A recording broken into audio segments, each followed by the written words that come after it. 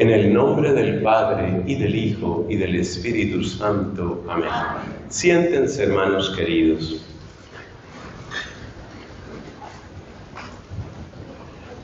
Cuando éramos niños, la palabra género la escuchábamos únicamente en las clases de gramática, en las clases de español. Nos decían que las palabras tenían género. Por ejemplo, en español, la palabra mesa es género femenino, por eso decimos la mesa. Pero si vamos a hablar de árbol, árbol tiene género masculino, gramatical, género gramatical, y por eso decimos el árbol. Nosotros no decimos la árbol, ni decimos el mesa.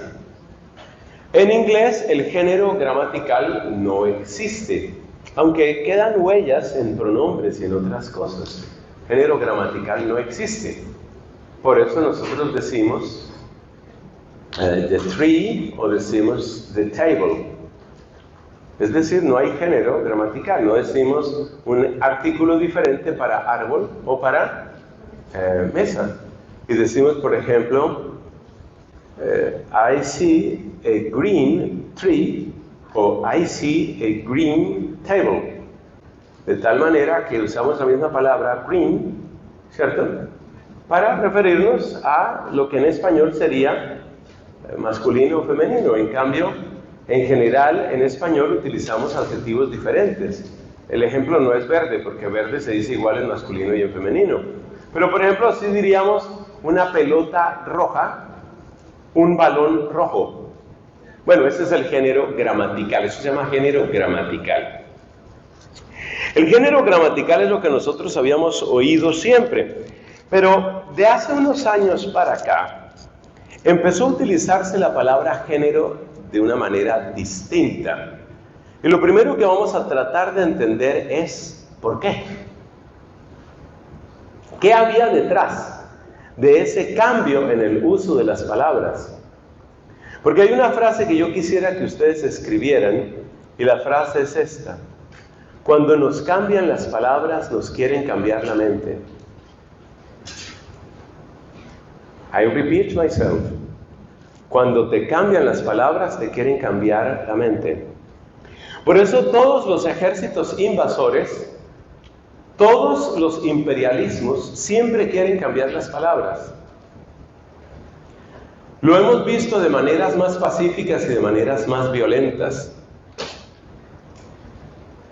En nuestros pueblos en Latinoamérica desaparecieron muchísimas lenguas indígenas en un proceso complejo que tuvo distintas fases, pero la verdad es que desaparecieron. Algunas se conservan. Por ejemplo, uno puede encontrarse en Perú o en Bolivia, uno puede encontrar personas que tienen como primera lengua el quichua. Uno puede encontrar en sectores de Bolivia y de Paraguay personas cuya primera lengua, cuya lengua nativa es el aymara. Uno puede encontrar en Paraguay personas cuya primera lengua es el guaraní. Uno puede encontrar en México personas cuya primera lengua es el náhuatl. Eso se puede encontrar. Pero la verdad es que muchas lenguas desaparecieron, porque el que impone la lengua impone las reglas. Esa frase es parecida a la anterior y te sugiero que también la copies. El que impone la lengua impone las reglas. Cuando te obligan a hablar de una determinada manera, están dominando tu mente, están dominando tu presente y sobre todo tu futuro. Tu futuro. Cuando el generalísimo Francisco Franco, llamado así generalísimo, cuando el generalísimo Francisco Franco llegó al poder en España, dando final a la guerra civil de un modo que nunca dejó contentos a todos, una de las cosas que quiso hacer Franco fue imponer la lengua. Él quiso imponer el castellano, la lengua que tuvo su origen precisamente en Castilla. Él quiso imponer el castellano en toda España, de manera que quedaba prohibido en las escuelas, por ejemplo, de las provincias vascongadas, lo que llamamos el País Vasco, quedaba prohibido hablar vasco en las escuelas, quedaba prohibido hablar vasco en Cataluña. ¿Por qué? Porque tiene que hablarse solo castellano. Ahora estamos un poco en la venganza. Entonces resulta que ahora en Cataluña, que por supuesto geográfica y políticamente es parte de España, en Cataluña Pues resulta que están prohibiendo a los niños que hablen castellano. Ahora es la obligación contraria. Vamos a obligarlos a que hablen catalán. Solo catalán, catalán. Solo puedes hablar catalán. El que impone la lengua impone las reglas, el que impone la lengua quiere dominar tu mente. Y ha habido un cambio que es un cambio en la lengua, y ese cambio en la lengua tiene que llamarnos la atención, porque acabamos de aprender que el que cambia la lengua cambia las reglas, el que cambia la lengua quiere cambiar mi mente. Muy bien. ¿Qué hay detrás de esto? ¿Qué significa esto? ¿Qué teoría hay detrás de esto? ¿Qué intereses hay detrás de esto? Esas son las preguntas que todo católico despierto tiene que hacerse. ¿Qué hay detrás de esto? Bueno, en su esencia, o como dicen en inglés, in a nutshell, en su síntesis, la teoría de género dice lo siguiente. Esta es la síntesis de la síntesis. Y es que el género es una construcción social en la que intervienen muchos factores, pero que no está determinada por la biología. La terminología que están utilizando en Estados Unidos, que es uno de los países donde esta teoría avanza a mayor velocidad, a una velocidad tan grande que uno deja de venir 6 meses a Estados Unidos y uno llega y ya encuentra que las cosas cambiaron. Ustedes, amigos queridos, que entiendo, son residentes en este país. Ustedes, yo creo que tienen plena conciencia de eso. Las cosas están cambiando a una velocidad vertiginosa. Entonces, ¿la idea cuál es? ¿Cuál es la terminología actual? La terminología en Estados Unidos es que no se puede negar que hay una condición biológica y entonces lo llaman sex at birth. Es decir, ¿con qué sexo naciste? Es decir, lo que llevas en tu ADN. Es decir, lo que dicen, y otros hablaríamos, lo que gritan todas tus células. Sex at birth. Pero el sex at birth, es decir, el sexo con el que tú naciste, se supone que no es determinante, porque se supone que la persona, a lo largo de su vida, y por muchos factores, que pueden ser algunos simplemente condicionamientos sociales, asume unos determinados roles. Es decir, tú no eres niña, a ti te están enseñando a ser niña, pero si te hubieran enseñado a ser varón, entonces tú serías un varón. Es decir, tú eres el fruto de aquello que te enseñan. Por ahí va la teoría de género. Bueno, pero ¿qué pasa si me tratan de enseñar a ser niña, pero yo en realidad quiero ser niño? Pues entonces tú puedes imponerte por encima del condicionamiento social. Y entonces viene uno de los lemas principales de la ideología de género, le llamamos ideología, luego vamos a explicar por qué. Uno de los lemas principales de la ideología de género, que es este, y es que tú puedes escoger tu género. Y no una vez, ni 2 veces, sino el número de veces que tú quieras. Entonces, los 3 puntos centrales de la ideología de género son los siguientes. Si yo fuera usted, estaría escribiendo. Yo sé por qué le digo esto. O sea, no quiero que ustedes se formen una idea de una persona pedante o vanidosa en mí. Seguramente tengo muchos pecados. Pero si yo le pido que tome apuntes, es porque esto usted no lo va a escuchar tan fácilmente en otras partes. Es por eso. Y no lo va a escuchar fácilmente en otras partes, porque los únicos lugares donde se está haciendo una crítica razonada, respetuosa y seria sobre estos temas de género son prácticamente los lugares de fe, los lugares de iglesia. Fuera de los lugares de iglesia hay un poco en algunos rincones políticos, y pare de contar. Por eso es importante esto. Entonces, los 3 puntos fundamentales de la teoría de género, hemos dicho ya 2. El primero es que el género es algo que se construye a lo largo de la vida y que no necesariamente coincide con el sex at birth. No necesariamente coincide con el sexo con el que tú naciste. El género es algo que se construye. El número 2 es, la segunda afirmación fundamental en la ideología de género es que tú tienes el derecho de escoger tu género. Tienes el derecho de escoger tu género. Eso afirma esta teoría de género. Tú tienes el derecho de escoger tu género. Y ese derecho se presenta como una libertad. O sea, tú tienes el derecho de escoger, ahora quiero ser, por ejemplo, hombre o quiero ser mujer. ahora quiero ser bisexual, ahora quiero ser pansexual, ahora quiero ser... Y así han ido surgiendo géneros y géneros y géneros. Y las cuentas sobre el número de géneros nunca están de acuerdo en todo el mundo. Porque uno podría pensar que los géneros serían, pues, al principio dos, ¿no? Masculino y femenino. Pero después está el hombre que se siente mujer, la mujer que se siente hombre, el hombre al que le gustan hombres y mujeres, la mujer a la que le gustan mujeres y hombres. Después viene la persona a la que le gustan, por ejemplo, le gusta ser hombre, pero le gusta vestirse de mujer, o le gusta ser mujer y vestirse de hombre, y así, todas las combinaciones posibles.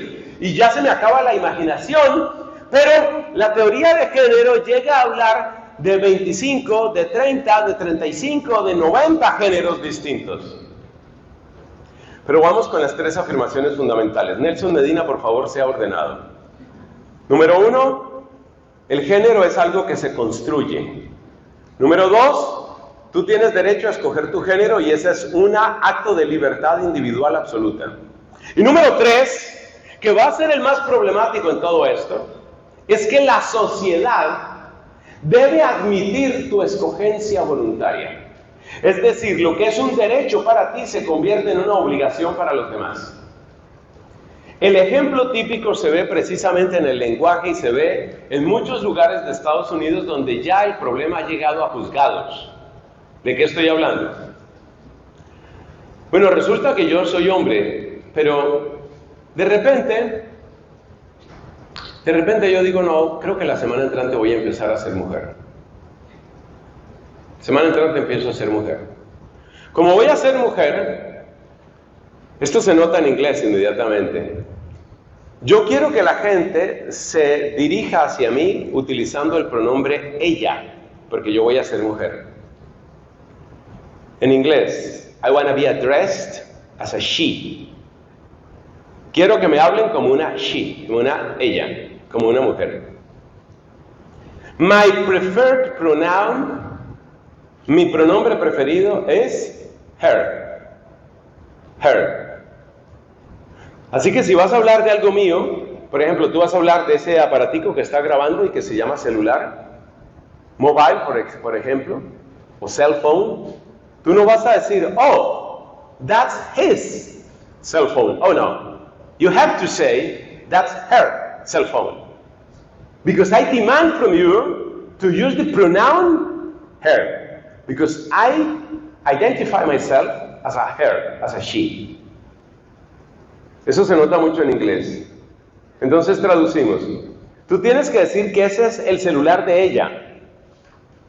Refiriéndose a mí. Tienes que decir que es el celular de ella. ¿Por qué? Porque yo quiero que tú me llames ella. Entonces, lo que es un derecho para mí se convierte en una obligación para ti. Esos son los tres postulados fundamentales de la teoría de género. El género se construye, no es algo dado por la biología. Escoger el género es una libertad fundamental y la sociedad tiene la obligación de reconocer el género. ¿Cuántos géneros hay? Como dicen en inglés, nobody knows. No tenemos la cuenta exacta. Bueno, eso suena como una gran transformación. Eso suena como un cambio muy grande. Pero antes de entrar en unos detalles que me interesa mucho que todos conozcamos sobre los orígenes de la teoría de género y la relación con unas cuantas teorías políticas, porque esto está conectado con la política, antes de que hablemos de eso, yo quiero presentar algunas contradicciones muy interesantes, vistas desde un punto totalmente objetivo. Tú habrás notado que en la predicación anterior sobre feminismo prácticamente no mencioné Biblia, prácticamente no mencioné Dios. En esta charla tampoco voy a hablar mucho de Biblia y de Dios, porque primero quiero que veamos una cantidad de elementos importantes que tienen que ver pues con la ciencia y con la observación que cualquier persona puede hacer, sea científica, sea no científica, sea creyente, sea no creyente. Hablemos de contradicciones. Tenemos, por ejemplo, este caso. Resulta que había un hombre, es decir, male at birth, nació varón, que era un atleta, o es un atleta. Esa persona existe, prefiero no decir nombres. Este es un atleta y su deporte preferido se llama natación. Y la prueba de natación que a él le fascina es la velocidad. Entonces, este hombre competía en natación, en velocidad. Pero tú sabes que este es un país donde hay muchísima gente muy buena en todo. En todo.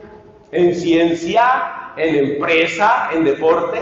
Entonces, este señor participaba en competencias de natación alta velocidad. Participaba y resulta que no quedaba en los primeros puestos.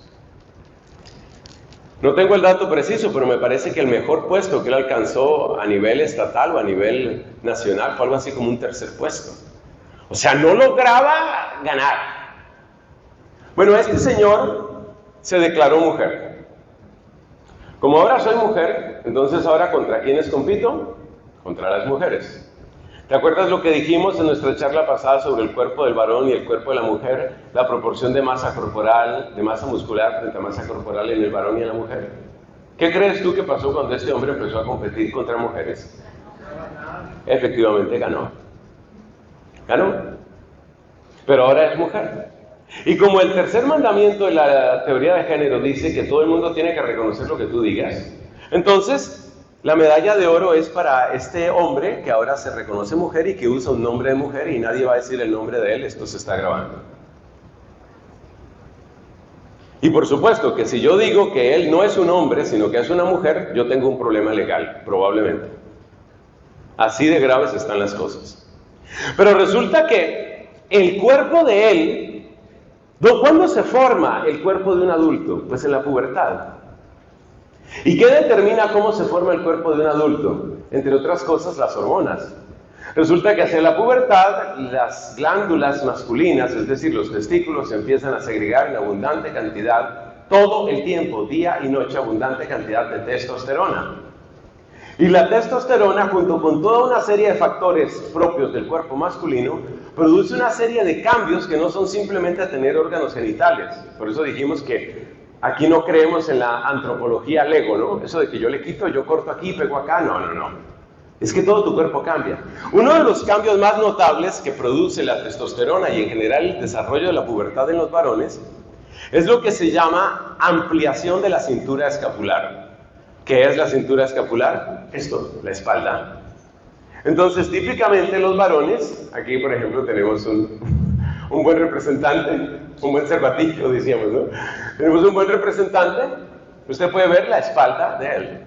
¿Por qué tú tienes esa espalda? Es una espalda ancha. Yo sé que tú probablemente haces algo de ejercicio o trabajo, pero tu espalda ya es ancha, tus huesos ya son anchos. ¿Y cuándo empezaron a ensancharse tus huesos? Pues en tu pubertad. Pues perdón que te señale así, pero es cierto, estamos en plena confianza. En tu pubertad, y lo mismo pasó en la mía. Y en cambio, ¿qué sucede en el cuerpo de la mujer? Pues que en el cuerpo de la mujer, ya de hecho desde el nacimiento, pero después, durante su desarrollo, pues se ensanchan las caderas. Y cuando uno conoce 2 mililitros de biología, uno sabe para qué se ensanchan las caderas de una mujer. Pues es que el ensanchamiento de las caderas de una mujer makes a lot of sense. ¿Por qué tiene tanto sentido que se ensanchen las caderas de una mujer? Pues entre otras cosas porque los seres humanos que paren, es decir, que dan a luz de modo ordinario y natural, son las mujeres. Y por eso se necesitan caderas anchas, para que por ahí quepa un ser humano que a pesar de todas las circunstancias de la cadera de la mujer, tendrá que sufrir mucho para nacer. Se sufre tanto al nacer que, como ustedes saben, los huesos del cráneo del recién nacido no están totalmente soldados. ¿Y por qué no están soldados los huesos del cráneo del bebé cuando nace? Porque al pasar por el canal de nacimiento, al pasar por ese canal, sus huesos se ven sometidos a una presión tremenda, mientras al mismo tiempo la mamá sufre muchísimo. ¿Por qué estoy contando esto? Pues porque resulta que si tú tienes una espalda ancha, eso técnicamente se llama cintura escapular. Si tú tienes una ancha cintura escapular, a ver, hagamos un poquito de física. ¿Será que eso ayuda para nadar? O sea, tú compara el cuerpo de una mujer que puede tener, una mujer relativamente alta, tiene 1,70 m, y tú tienes un hombre que mide 1,80 m y comparas la distancia escapular. Ahora dime, ¿qué crees que hace una cintura escapular amplia cuando tú estás nadando? el cuerpo de ese hombre cambió. El cuerpo de ese hombre le da una ventaja intrínseca frente a las mujeres. O sea, las mujeres nos ganan, ya hemos dicho, en muchas cosas. Pero en eso de nadar, la mejor nadadora no puede competir con el mejor nadador, entre otras cosas, porque hay una diferencia genética. Y si hay una diferencia genética, pues va a haber una especie de injusticia en poner a competir un hombre con mujeres. Entonces algunas mujeres han empezado a sentirse estafadas, han empezado a sentir que es un fraude y que es una trampa que las pongan a competir a ellas con un hombre que desarrolló cintura escapular en su pubertad. Entonces la disculpa que han puesto los directores, los jefes de los comités olímpicos que tratan de ser absolutamente correctos en su política, o sea, políticamente correctos, los directores de los centros olímpicos, ¿sabes qué cosas dicen?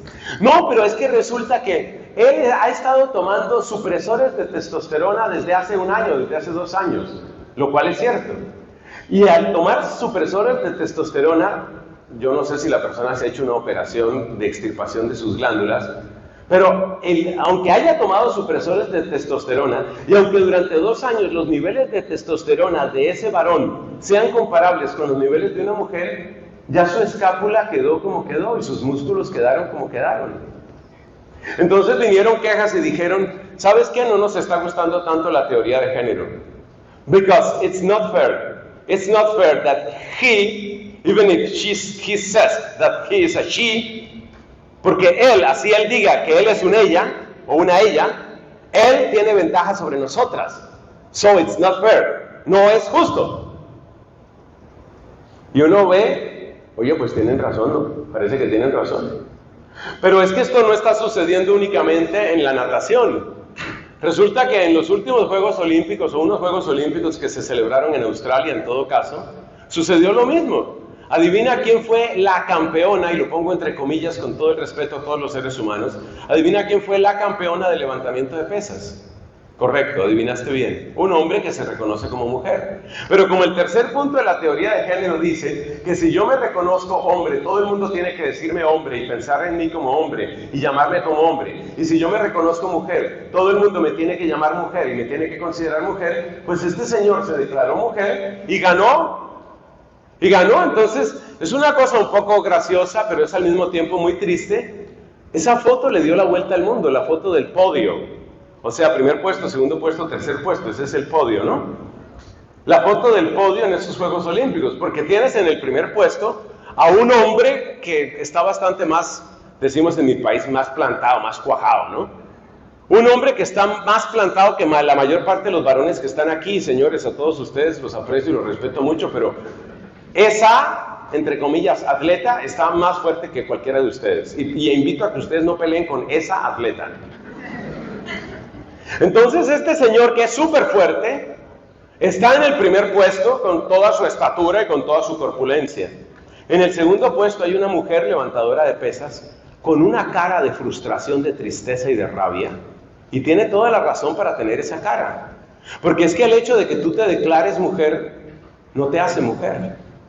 O sea, esto es tan obvio que uno dice, pero ¿cómo es posible que tenga que hacerse una predicación para decir estas cosas? Que no basta con que tú te declares mujer, pero les tengo historias todavía mejores. Resulta que en la Federación de Ciclismo del Reino Unido hay exactamente la misma queja. También las mujeres se están quejando de eso. Es que resulta que ser ciclista mujer no es lo mismo que ser ciclista hombre. Y tú sabes, adivina cuál es. Es que esto es fácil de adivinar. Adivina cuál es una de las razones por las que es más difícil ser ciclista mujer que ser ciclista hombre, aparte del hecho de la proporción entre masa muscular y masa corporal. Pues una de las razones es la cadera. Resulta que la cadera de la mujer es demasiado ancha, o sea, es impráctica para el ciclismo. El ángulo que forma este hueso, que se llama el fémur, el ángulo que forma el fémur con la cadera en la mujer es distinto del ángulo que forma el fémur con la cadera en el varón. Son distintos esos ángulos. Porque el cuerpo de la mujer es distinto al cuerpo del varón. Surprise.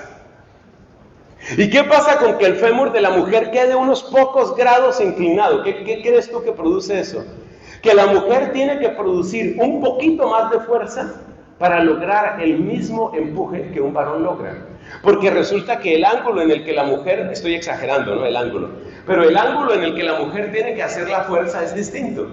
Es lo mismo que si tú vas a empujar una puerta empujando así, o tú vas a empujar una puerta empujándola así en diagonal. A la mujer le toca hacer más fuerza. O sea que las mujeres ciclistas del Reino Unido descubrieron la biología. Las mujeres ciclistas del Reino Unido descubrieron que era injusto que la disposición de sus fémures y la disposición de su masa muscular versus masa corporal les producía una desventaja. ¿Y por qué eso? Porque una cantidad de hombres que se declararon mujeres, hombres trans, a esto mujeres trans las llaman, a estos seres humanos, una serie de mujeres trans empezaron a ganar todas las competencias. And I only question, is it that difficult to understand why? Is it so difficult to understand why? No, it is not. It is not difficult. No es tan difícil entenderlo. Es simple física y es simple química.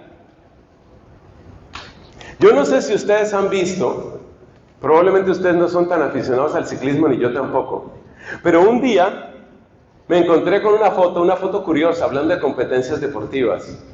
Mostraban la foto de uno de los ciclistas, un varón, uno de los ciclistas que compite en una de las competencias más duras que conoce el mundo y que se llama el Tour de France. Todo el mundo ha hablado del Tour de France en ciclismo.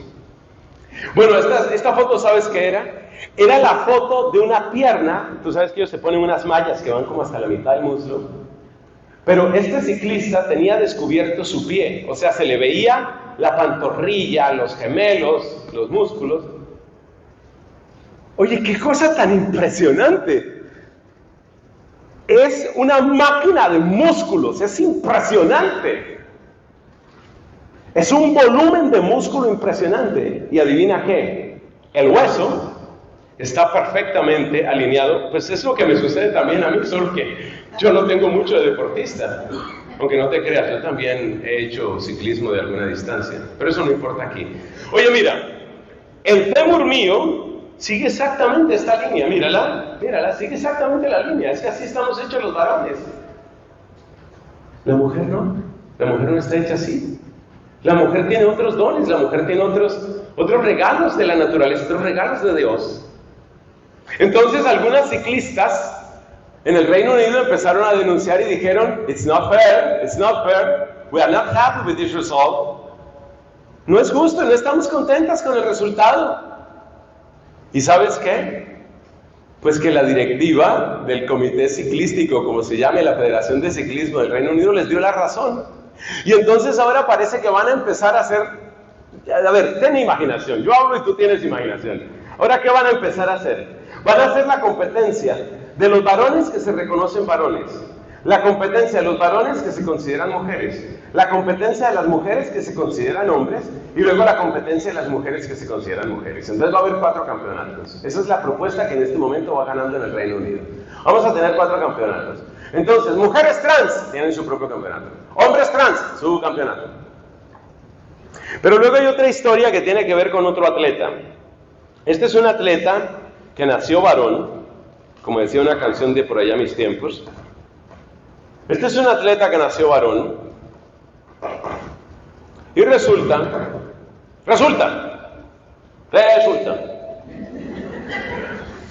que este atleta que nació varón empezó a identificarse como mujer. Yo soy mujer. Compito con mujeres. Mucha gente feliz y muchas mujeres no felices. Pero como yo soy mujer, adivinen a qué baño tengo que ir.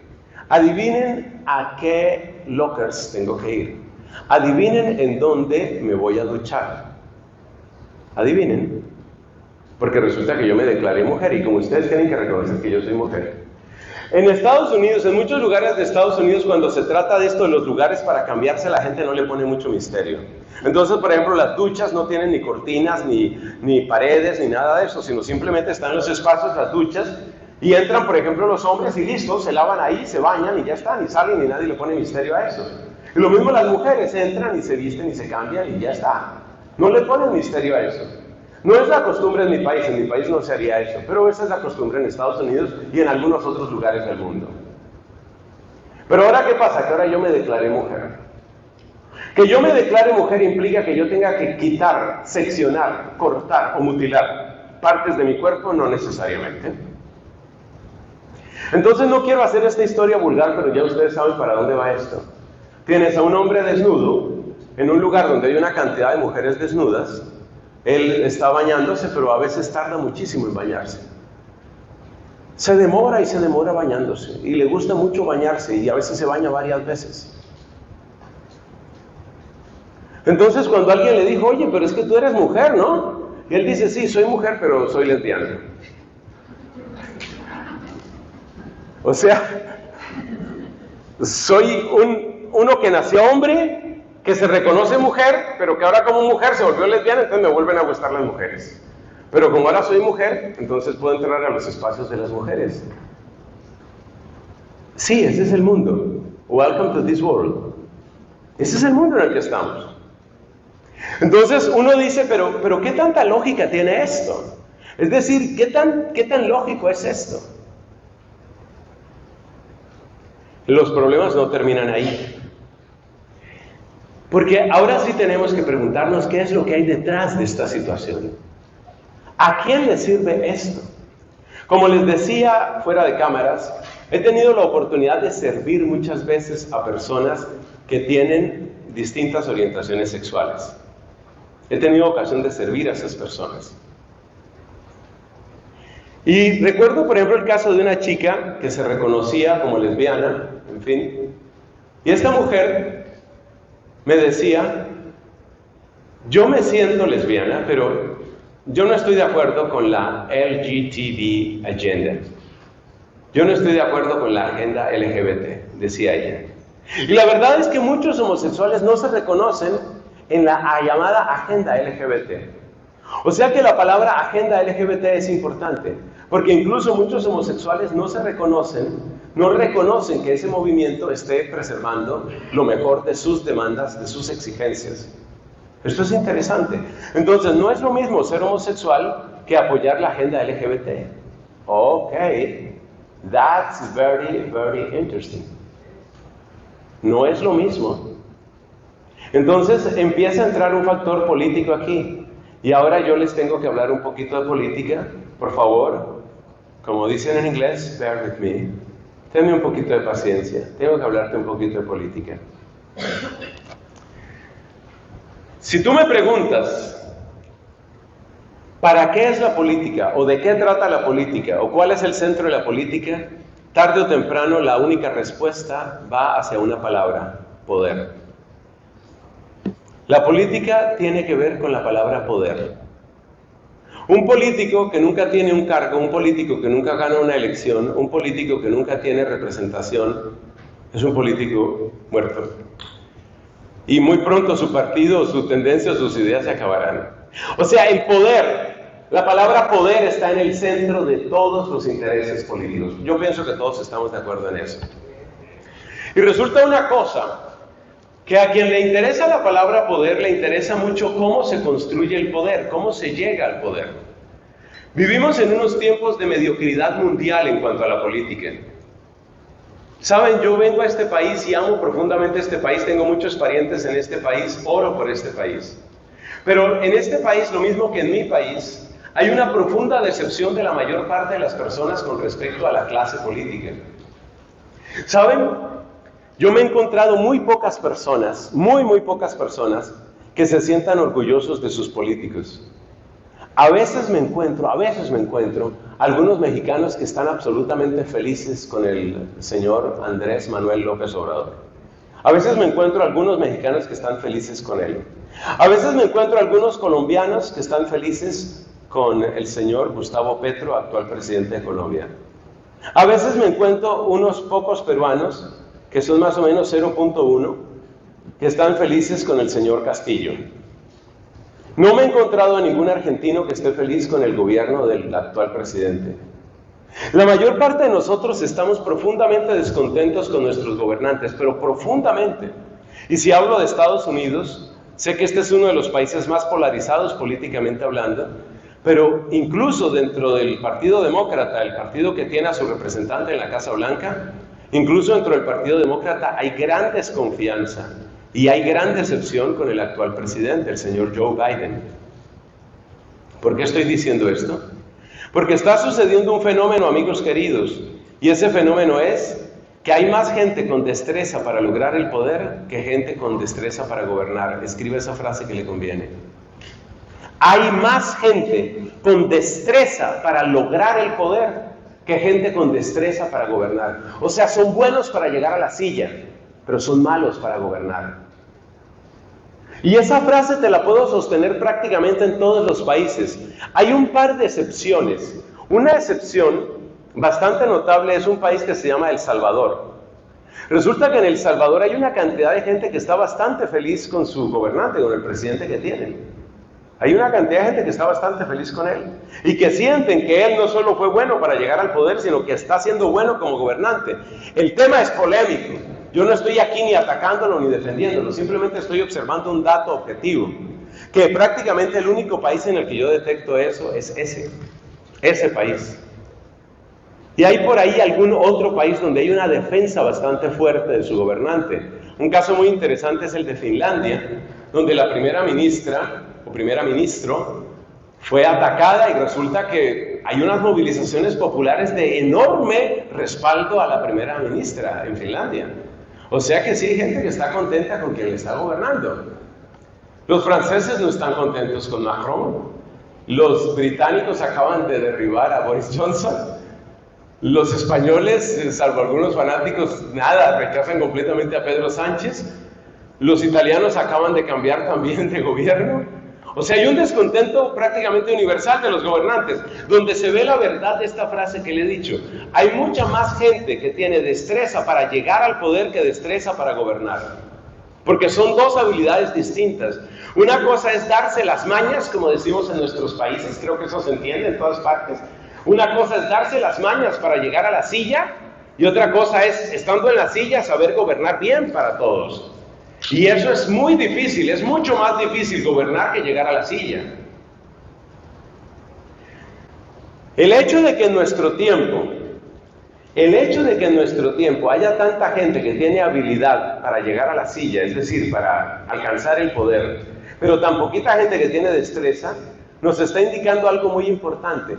Y es que el arte de alcanzar el poder se ha refinado de un modo impresionante en los últimos 200 años. Los últimos 200 años han refinado el arte de llegar al poder.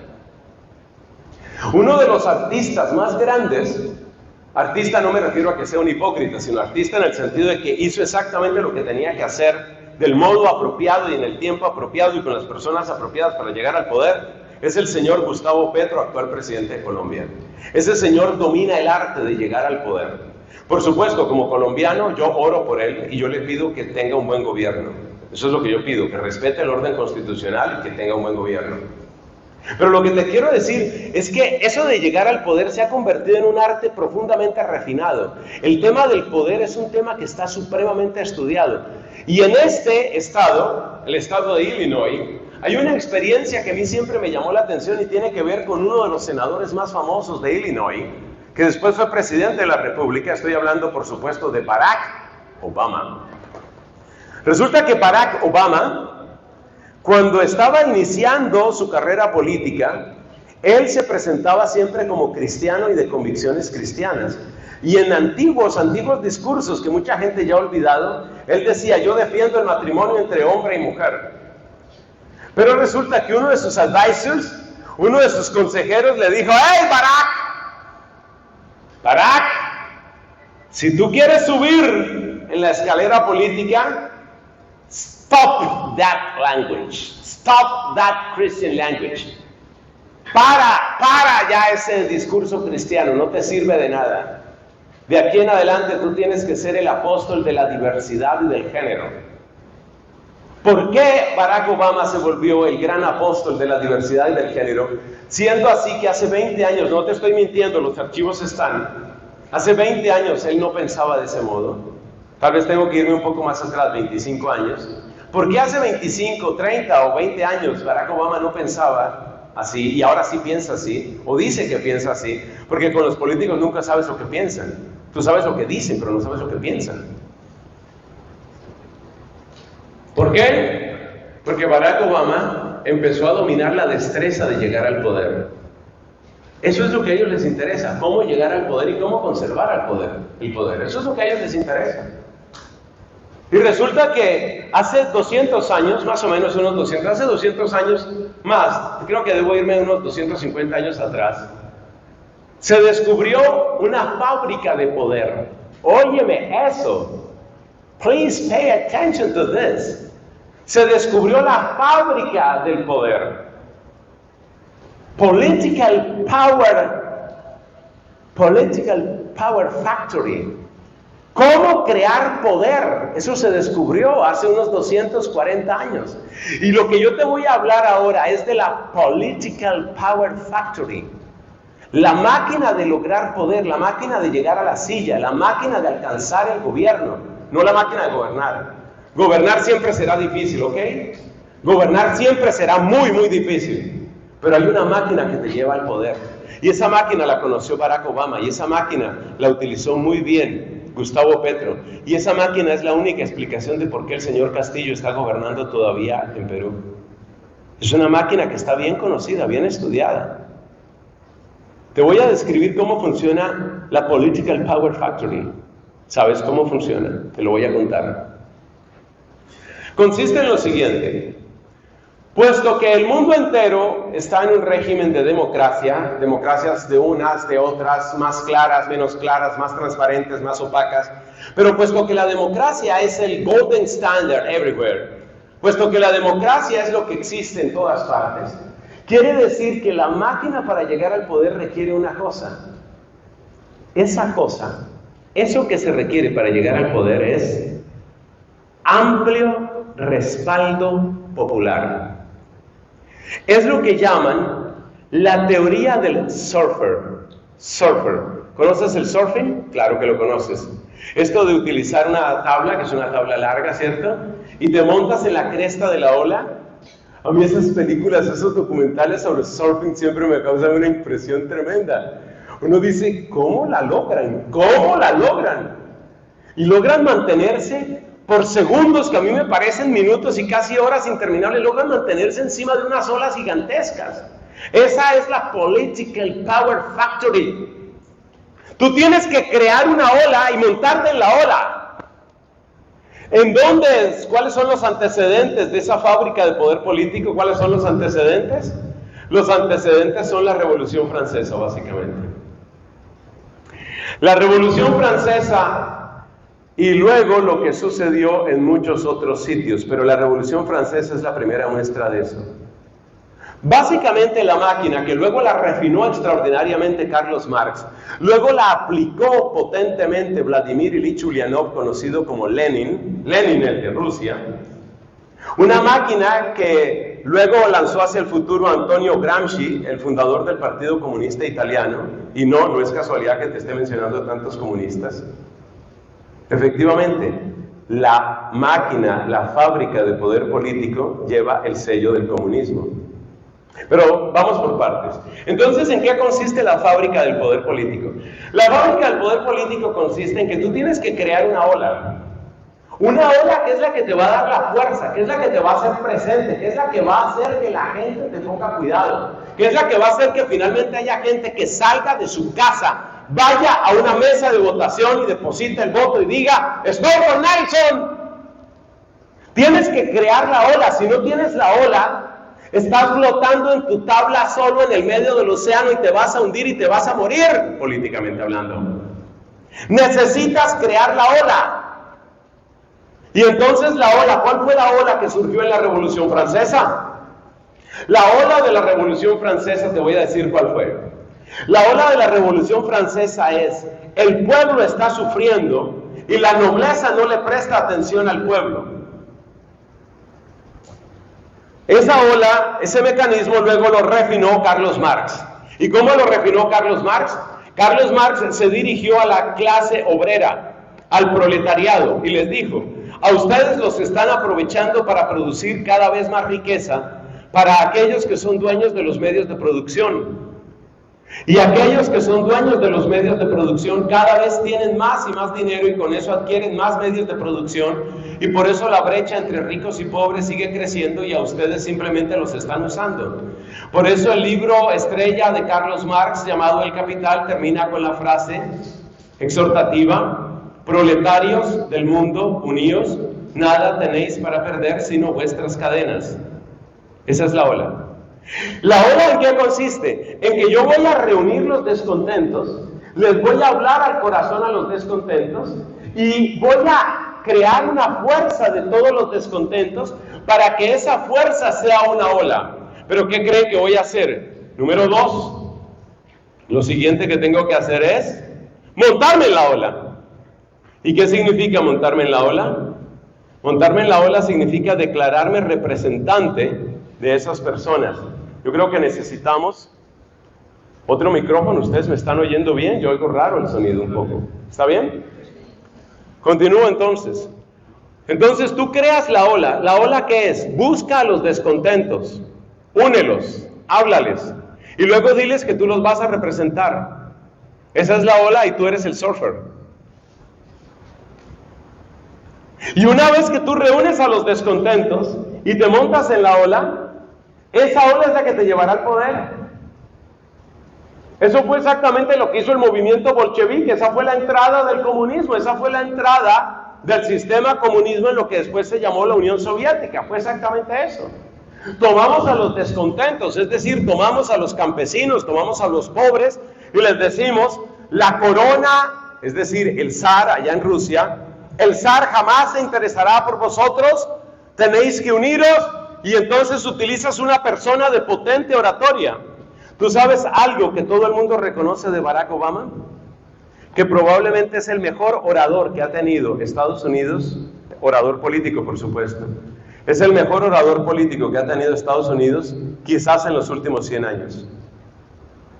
Es decir, para encontrar un orador de la talla de Barack Obama hay que irse prácticamente hasta Abraham Lincoln. De ese tamaño es Obama. Entonces, tú tienes que ser un gran orador, un tremendo orador. Y tú que eres un gran orador, empiezas a hablarle al corazón a la gente que se siente descontenta.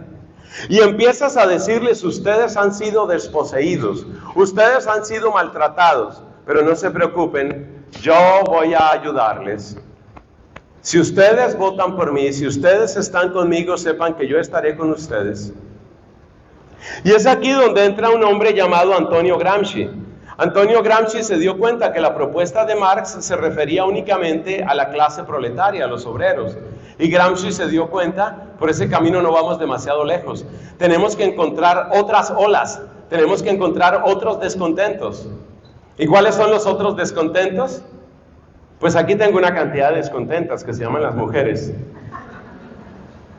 Entonces, hablemos al corazón de las mujeres y digámosles a las mujeres: ustedes han sido explotadas horriblemente. Mujeres del mundo, uníos. Nada tenéis para perder sino vuestras cadenas. Ya está. Unir a las mujeres, crear un gigantesco movimiento, y ese gigantesco movimiento pues me va a catapultar a mí, porque yo voy a ser el surfer. Ese movimiento me va a lanzar a mí hacia el poder. ¿Pero acaso las mujeres son los únicos descontentos en la sociedad? No, hay otros. ¿Cuáles son los otros? Los morenos. ¿Cuáles son los otros? Los indígenas. ¿Cuáles son los otros? Los inmigrantes. ¿Cuáles son los otros? Ahí los tienes. Ahí los tienes. Ese movimiento en este país tiene el nombre de woke. W-O-K-E. Si no estás enterado de qué es el movimiento woke en Estados Unidos, permíteme que te diga: it's not too late to come to learn that. Necesitamos que llegues, que te acerques y que aprendas qué es el movimiento woke. Supremamente poderoso. Probablemente los lugares donde es más poderoso el movimiento woke son el estado de California y todo este rincón noreste. Es decir, especialmente el estado de Nueva York. Este estado es muy poderoso en ese movimiento. Algunos otros, a veces Michigan, pero Michigan no es tan claro. Vermont es bastante fuerte. Entonces conoce ese movimiento. ¿Y en qué consiste el movimiento woke? Significa unamos todas las olas. Entonces vamos a tomar a todos los indígenas descontentos, todos los morenos descontentos, todas las mujeres descontentas, todos los pobres descontentos, todos los inmigrantes descontentos, juntamos todas las olas, buscamos un representante, yo voy a surfear todo eso y así yo soy finalmente catapultado hacia el poder. Pero hay una población que yo no mencioné en esta lista. ¿Cuál fue la población que no mencioné? Los LGBT. Entonces ahora entiendes por qué género es tan importante, por qué el tema de género es tan importante. Porque el tema de género da poder, da mucho poder. El tema de género es un tema que da muchísimo poder y trae muchísimos beneficios a muchísimas personas. Yo voy a mencionar aquí los principales 3 beneficios que trae el tema de género, para que tú te des cuenta por qué hay tanta gente detrás de que tus hijos se vuelvan gays, de que tus hijas se vuelvan gays, de que todo el mundo se vuelva género fluido. Porque el ideal no es que todos se vuelvan lesbianas o se vuelvan gays, con todo el respeto a las personas. Entiéndeme que yo respeto a las personas, pero yo tengo que hablar de los movimientos políticos también. El hecho de que yo hable con esta claridad no quiere decir que yo esté respetando a nadie. Simplemente me parece importante que todos sepamos qué es lo que hay debajo de esto. Yo no estoy aquí insultando a nadie, yo no estoy lastimando a nadie, pero estoy diciendo lo que hay que decir y no soy el único que lo dice tampoco. Bueno,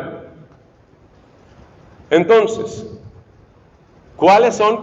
¿Cómo fue que dijimos que íbamos a decir qué? Beneficios de... ¿Quién se beneficia? Eso, me gusta la gente atenta. ¿Quién se beneficia? Ya vimos el beneficio político. El beneficio político es que si tú eres de esa población, welcome to my political movement. We are ready to go for your rights. Estamos listos para fight for your rights. Vamos a pelear por tus derechos. Y una parte de esa población se une la pequeña olita a la otra olita, a la otra olita, y se va formando una gran ola. Y esa gran ola, con un surfer a la cabeza, es el que catapulta a alguien al poder. Pero acuérdate, hay más destreza para llegar al poder que destreza para gobernar. I'm very sorry, but that's true. Eso es lo que está sucediendo. Bueno, esa es una ventaja política. Hay otra ventaja. Y esa otra ventaja es la ventaja económica. Mucha gente no cae en cuenta de cuál es el volumen de dinero que se mueve en este tema de género. Y yo siempre menciono la entrevista que le hicieron al dueño del primer hotel gay friendly en Buenos Aires, Argentina. Le hablaban al director de este hotel o al gerente, el dueño, en fin, de este hotel, primer hotel abiertamente favorable a esta población en Buenos Aires. Y una cosa que yo le agradeceré toda la vida a ese señor es que él fue muy honesto. Él dijo: mira, la verdad yo no me meto en la vida de nadie, pero es que esto produce bastante dinero. ¿Se puede saber por qué produce tanto dinero la teoría de género? Por muchas razones. Pero una de las razones es la estructura que tienen las relaciones de pareja de esta clase. Son relaciones que en su inmensa mayoría no están interesadas en hijos. Si ellos hablan de legalización de la adopción es por un logro político, no porque les interesen niños a muchos de ellos. A la inmensa mayoría de ellos no les interesan niños. ¿Por qué este dato es importante? Amigos, el dato es importante por una razón. Porque cuando hay una pareja, y esto vale incluso para las parejas heterosexuales que no quieren tener hijos, cuando hay una pareja que no quiere tener hijos, se produce un fenómeno de gasto exorbitante tratando de conservar a la otra persona. Resulta que uno de los factores de mayor unión en una pareja heterosexual, en una pareja casada que tiene hijos, uno de los factores que más unen es precisamente los hijos. ¿Por qué? Porque si tú eres la mamá, yo soy el papá, tú amas a esta criatura, yo también la amo, eso nos une. Pero cuando no hay hijos, y esto vale también para las parejas heterosexuales, no es solo un tema de parejas homosexuales. Cuando deliberadamente, ojo con el adverbio que utilizo, cuando deliberadamente no hay hijos en una pareja homosexual o heterosexual, no hay hijos, entonces ¿cómo puedo retener a esta persona? Esa es la pregunta. Les comentaba fuera de cámaras que los niveles de retención de parejas homosexuales son mínimos. y que hay unos intercambios de pareja a una velocidad cada vez mayor en las personas que tienen esa tendencia. Son datos sociológicos, no me invento nada. Entonces, ¿cómo hago para retener a mi pareja si no hay ese vínculo tan maravilloso de unión que son los hijos? Si no hay esos hijos, ¿cómo se retiene la pareja? Dándole gusto. ¿Y cómo se le da gusto? Bueno, pues sexualmente se le puede dar gusto de muchas maneras, pero el solo sexo todos sabemos que no sirve. Entonces, ¿qué hay que hacer? ¿Qué hay que hacer? ¿Qué habrá que hacer? A ver, por favor, adivinos aquí, investigadores, filósofos. Invertir. Hay que gastar plata. Hay que gastar plata. Entonces, se tiene una pareja, pero no hay hijos. ¿Qué hay que hacer con esa pareja? Pues yo tengo que mostrarte que tú eres súper importante para mí, para que tú estés conmigo, para que tú jamás te vayas de mí, porque ya me ha dejado mucha gente. Entonces yo tengo que retenerte. ¿Y qué tengo que hacer para retenerte? Mira, amor, ahora nos vamos a ir a un super crucero. El super crucero, ¿cuánto vale? $21,000. ¿Qué importan $21,000? Lo importante es que mi pareja esté absolutamente feliz conmigo, que no me cambie por nadie, porque nadie le va a gastar tanto dinero como yo le gasto. Ese es el descubrimiento que hizo el dueño de ese hotel gay friendly en Buenos Aires, que esta gente está dispuesta a gastar lo que sea y tienen el bolsillo muy suave para gastar, muy suave. ¿Por qué? Porque necesitan complacerse, porque necesitan demostrarle al otro: no hay mejor inversión que estar conmigo.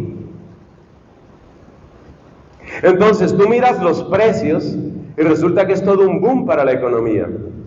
Ya hemos encontrado algunos alcaldes en Colombia, los mayors que llaman aquí, ya hemos encontrado algunos alcaldes en Colombia que promueven abiertamente el tema LGBT. Y una de las razones que dan es: esto será bueno ¿para qué?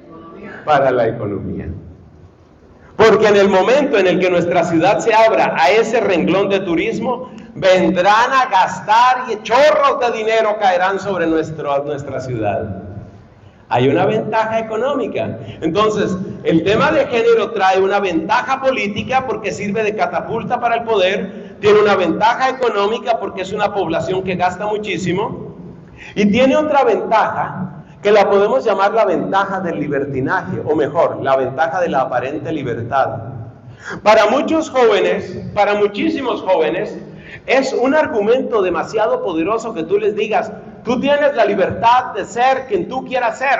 Uy, ese lenguaje es tan poderoso para tantos jóvenes, pero muy poderoso. Oh, sí, yo tengo libertad. Si mañana me despierto y quiero ser hombre, yo voy a ser un hombre. Si pasado mañana quiero ser mujer, yo seré mujer. Y todo el mundo tendrá que llamarme mujer. Y todo el mundo tendrá que llamarme hombre. Esa falsa idea de libertad crea un arraigo popular en una sociedad libertina, en una sociedad que está perdiendo sus principios. Adivinen como cuál sociedad, como esta sociedad. Entonces, entre el poder político, la ganancia económica y la ilusión de libertad, este movimiento de género va tomando más y más fuerza. Pero ahora preguntémonos, como comentábamos anoche hablando con algunos jóvenes, preguntémonos cuál es el price tag. ¿Qué te toca pagar por eso? Los niveles de soledad, de frustración, de depresión son impresionantes. ¿Y sabes qué nos dicen cuando aparecen esos niveles de depresión y de frustración? ¿Sabes qué nos dicen? Es que ellos son frustrados y son deprimidos porque la sociedad no los acepta. O sea, otra vez viene la culpabilización hacia la sociedad. Amigos, yo quisiera decirles que esto ya llegó a su cúspide y va a empezar a descender. Tengo malas noticias. No ha llegado todavía a su máximo extremo. No ha llegado. Pero eso tiene que llevarnos a algunas conclusiones que voy a resumir porque el tiempo ha pasado muy pronto y tenemos también la Santa Misa. Quiero contarles qué creo yo que debemos hacer. En primer lugar, nuestro lenguaje debe ser claro, pero debe ser respetuoso con todos. Segundo lugar, debemos aprender a distinguir entre las personas y los movimientos. En ningún momento, lo he repetido varias veces, pero estoy tratando de protegerme. Ustedes se dan cuenta cuánto arriesgo yo hablando así. En ningún momento estoy invitando a la violencia o a la agresividad contra nadie. Nunca, nunca. Eso no es cristiano, eso no es humano. Pero tenemos el derecho de ser claros. Tercero, es necesario formarse. Es necesario estudiar, es necesario. ¿Y quiénes son los que primero tienen que estudiar esto? Mi amigo, ya lo llamo amigo, Padre Domingo Jaramillo, y yo somos los primeros que tenemos que estudiar esto, los sacerdotes. Pero muy enseguida, todos ustedes, amados padres de familia, entérense de esto, lean sobre esto, ilustren sobre esto, porque cuando te hablo de que hay unas ventajas políticas, económicas y de falsa libertad, te estoy diciendo también que esta es una ideología. Por eso utilizamos la palabra ideología de género y no simplemente teoría de género. Es una ideología. ¿Por qué decimos que es ideología? Porque hay ventajas para ciertas y determinadas personas. Porque detrás de esto hay ventajas específicas. Por eso decimos que es una ideología. Entonces es necesario formarnos en esto. Es necesario aprender a preguntar, otra vez digo, con respeto. Y es necesario aprender a dar razón de nuestras convicciones con respeto. Pero lo más importante de todo está en dos palabras. Y una palabra es orar. Déjenme decirles algo. Amigos, estas confusiones pueden llegar a cualquier familia. Yo les invito a que ustedes no se culpabilicen. Algunos papás, algunas mamás sufren horriblemente y dicen, pero ¿por qué llegó esto a nuestra casa? ¿Por qué llegó esto a nuestra casa? ¿Qué hicimos mal? Yo creo que todos en la vida hemos cometido errores, pero yo no quiero que ustedes se culpabilicen. Porque yo quiero decirles, esto está tan en el ambiente, está tan metido en todas partes, en las películas. Está metido en los servicios de streaming, está metido en internet, está metido en las publicaciones, está metido en las escuelas públicas, está metido en las universidades, está metido en los profesores que les hablan a los hijos de ustedes, está metido en los compañeros y compañeras que tienen los hijos de ustedes. Está metido en todas partes, por favor no se culpabilicen. Una vez más, necesitamos mucha formación en temas de género, en temas de teología del cuerpo. Necesitamos mucha formación en esto. Y quiero decirles otra cosa que me duele mucho decirla. Ustedes no se imaginan cómo se me parte el alma con la frase que voy a soltar, y es la primera vez que lo digo en una predicación grabada. No les crean a todos los sacerdotes. La tengo que decir. Si tú ves en tu corazón, si tu corazón está formado en la moral, si tú estás formada como mamá, si tú estás formado como papá, y te encuentras con un sacerdote que empieza a decirte, no hay problema, simplemente acepta y estos son los tiempos, embrace the reality, cosas como esas, si te salen con esas historias, tú di, este no es el sacerdote. Y te voy a contar una historia que me confirmó por qué yo tenía que decir hoy esta frase que me parte el alma, porque yo amo mi sacerdocio con cada una de las células de mi ser. Te voy a decir por qué tuve que decir esta frase. También fuera de cámaras les conté la historia de una muchacha que se consideraba hombre, ¿cierto? Ella decía que ella era un hombre trans, que había nacido en cuerpo de mujer. Pero mira esta historia de esta chica, porque hay chicas que son absolutamente maravillosas y que yo sé que han sufrido mucho. Y yo con todo mi corazón abrazo esa realidad y oro por esas mujeres que han sufrido tanto. Pero ¿sabes lo que me decía ella? Ella me decía que en un retiro espiritual fue a hablar con un sacerdote y a confesarse y le dijo, Padre, yo no me siento feliz como mujer, yo creo que yo soy hombre. Y le dijo el sacerdote, esto sucedió en la ciudad de Bogotá, Colombia, y le dijo el sacerdote a esta chica de unos 14 años, le dijo, lo más importante es que tú puedas aceptarte, tal vez Dios te hizo distinta, no sé qué.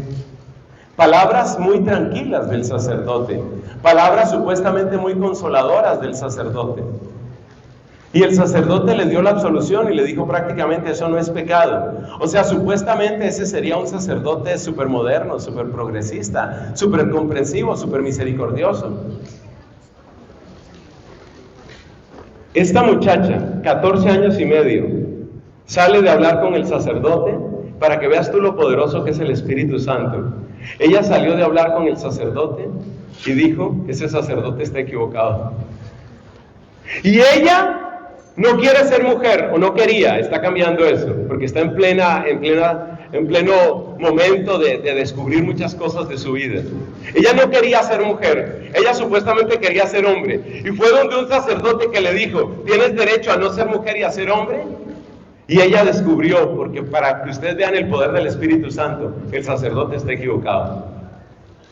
Y esa niña, porque era una niña que dijo el sacerdote está equivocado, se quedó con eso en su corazón. Y un día la mamá le dijo, hija, ¿tú no quisieras hablar con un sacerdote? La mamá sabía que ella había ido a confesarse con este padre que le dijo que no había problema.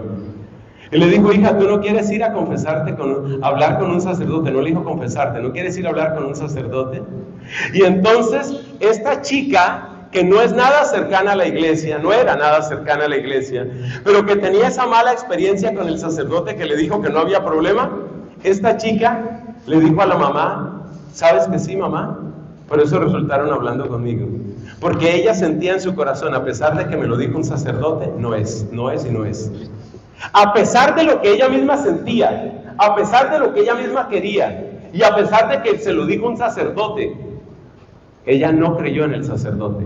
Y yo tengo que decirles con dolor, en la iglesia, también dentro de la iglesia católica, y también en algunos sacerdotes, hay ideas que no son. Por favor, ilústrense en el catecismo de la iglesia católica. Ilústrense en las fuentes más limpias que puedan encontrar. Y si ustedes oyen un sacerdote que no es, yo les invito, apártense ustedes y aparten a sus hijos de ese sacerdote. Ustedes no se imaginan cómo se me parte el alma tener que decir esto, pero si no lo dijera, sería irresponsable delante de Cristo. Entonces tengan ese cuidado y sobre todo oren. Oren, oren y oren. Es indispensable. Solo la oración, junto con todo lo demás que hemos dicho, solo la oración tendrá la victoria final. Gloria al Padre, al Hijo y al Espíritu Santo.